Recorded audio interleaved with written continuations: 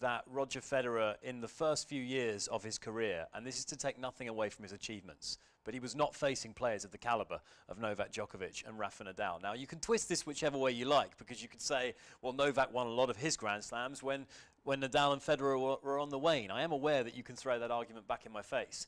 But I look at head-to-head records, and the only player, I'm not sure if you're aware of this, but there's only one player that has a winning record against Novak Djokovic when he's played him more than 3 times. Do you know who that is? Stan Wawrinka? It's not. Stan Wawrinka actually has a just drastically losing record against Novak Djokovic. It's Andy Roddick. Ooh. And it's Andy Roddick because we're talking about 2 different generations of player here. Novak Djokovic was a youngster coming up. Andy Roddick was on the brink of retirement. And, you know, Andy Roddick had the better over him.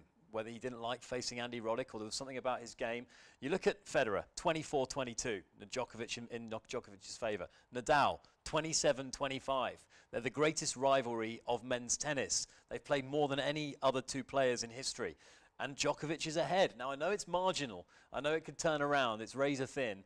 But given the fact that both of those 2 players had a significant advantage in the early part of Djokovic's career, as he was coming up through the ranks, the fact he's turned that around. Switched, Rob. That can be switched, certainly in Roger Federer's case. But he's got the record. Roger Federer's 37 now, so the fact there's a 6-year age gap means that, as you rightly point out there, and you've got to be fair in this argument, if you're saying that Roger had an advantage when Novak was a young whippersnapper just coming up, then by the very same token, there is now an advantage there.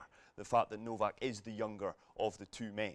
So there is clearly an advantage on that front as well. You look at the stats and you say you can bend stats to each of your arguments. You look at the Grand Slams. I think that's important. Roger Federer has made 30 finals. He's won 20. He's lost 10.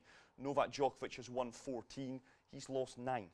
So he's been to 23 Grand Slam finals compared to the 30 for Roger Federer. You've said, and you're smiling there, you've said that you feel Novak Djokovic could maybe one day get past Roger Federer's total. I appreciate it's a long shot. I mean, I do appreciate it's a long shot. Again, it's down to your own gut feeling, I think. We can all hurl stats about, and there's a lot of impressive stats out there. And the players themselves have said it in the sense that, you know, the media will compare and contrast, and they've got their body of work, and they know that it's the best they could have achieved. And I think Roger Federer right now stands alone at the top of men's tennis, and for good reason. I'm not denying that. I'm not trying to put Novak Djokovic above him. I'm just saying no one's played better tennis. And that to me is more of a visceral appreciation of the game. Watching him when he's at his best, he's like a brick wall. I know all 3 of these players are absolute all-time greats, legends of the game, maybe the best we've ever seen. We are so lucky to be living in this era where there's 3 players of that caliber who are all operating at the same time. It's amazing, and we're going to miss them dearly when they're gone, but it's just an impression I get, that's all. Let me ask you this, whose serve between Roger and Novak's do you take? Roger's, just. Forehand? That's tough. I mean, that's tough. When it's purring, Rob, when it's a bit like yours, who'd you take? It's different. I mean, you would say Roger. No, you would say Roger Federer's, but then again, I don't know the stats. I mean, Novak Djokovic has an incredible forehand. Who's backhand? Backhand, there's no discussion. It's Novak Djokovic's all day long. Mental toughness? Novak. Interesting. Novak Djokovic. Movement around the court? Novak Djokovic. Interesting. For someone who's able to, Roger's more graceful. Don't get me wrong. Roger looks like he was born to play tennis, and we both agree on that. But in terms of court coverage, in terms of speed, in terms of elasticity, it's Novak. No, I'm not disagreeing with that. There's an awful lot in there I agree with. It's the mental toughness thing that I would disagree with. I think Roger Federer doesn't get enough credit for how mentally tough he is because he has the ultimate poker face in that regard. I agree, backhand, Novak. I agree, court coverage, unbelievable, undoubtedly. The serve for me is Roger's. The forehand, when it is purring at its very best, Roger, just. It's the mental Return of serve? Return of serve, you probably would say Novak, just.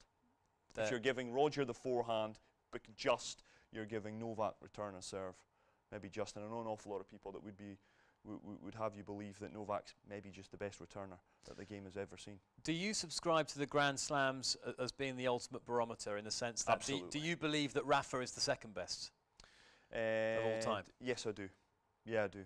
I think Novak is where he is. I take your point that 2011 and 2015, but 2017 is an awful lot more than 14, obviously. I'm stating the bleeding obvious. But Roger Federer and Rafa Nadal, longevity plays a part.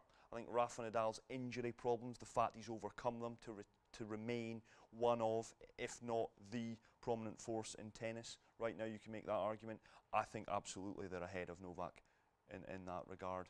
And Roger, I mean the longevity, Rob. We're talking what, he won his first back in 2003, he won his last in 2017. That's unbelievable, that's unparalleled, that's unrivaled. He's 37 years of age and still doing it. It's a debate we could have all day long, I'm conscious of that. Mubadala World Tennis Championship.